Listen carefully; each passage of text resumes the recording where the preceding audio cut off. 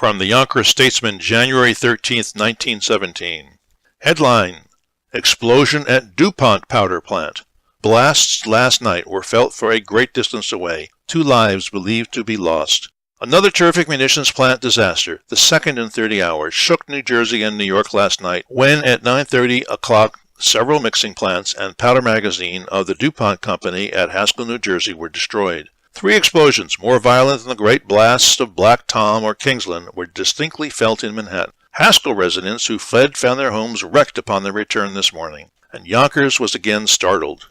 Not what is it, but where is it this time was the question that instantly flashed into the minds of Yonkersites when, about 9:30 last night, the city rocked to the gigantic concussion of the explosion of the 400,000 pounds of powder in the DuPont plant at Haskell, New Jersey, some 30 miles away. Citizens of this city, and of every other city, town, village, and hamlet within a radius of 50 miles of New Jersey's ammunition zone, are rapidly becoming veterans, hardened to the thunderous shocks of munitions upheavals. And so it was not fear nor eager curiosity, as was the case in the Kingsland disaster some 36 hours previous, that caused a rain of calls to descend upon Telephone Central, police and fire headquarters, and any other place likely to have information.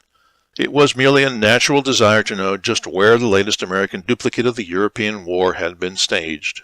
Different from the day before, when a dull, rumbling, angry roar, punctuated by occasional sharp detonations, sounded in the ears for over 2 hours, setting buildings aquiver and dishes to dancing. Last night's explosions simply went off with a tremendous bang. A few minutes later, another bang, and it was all over. But these bangs more than made up in force and intensity what they lacked in duration as compared with their precursor. The walls of some buildings seemed to fairly buckle in, as if the atmosphere was driven in upon them, only to return to their normal straight-up and downness with almost a sickening effect. Headline: Traffic Bill for State introduced. The proposed New York State Traffic Act, the first of the kind suggested for any of the states of the Union, which is favored by the State Conference of Mayors, the State Automobile Association, and the State Motor Federation, was introduced in the legislature yesterday. The bill provides universal traffic regulations which have been approved by the New York City police authorities and prohibits municipalities from passing their own local traffic ordinances. And that's the news from Yonkers 100 years ago today.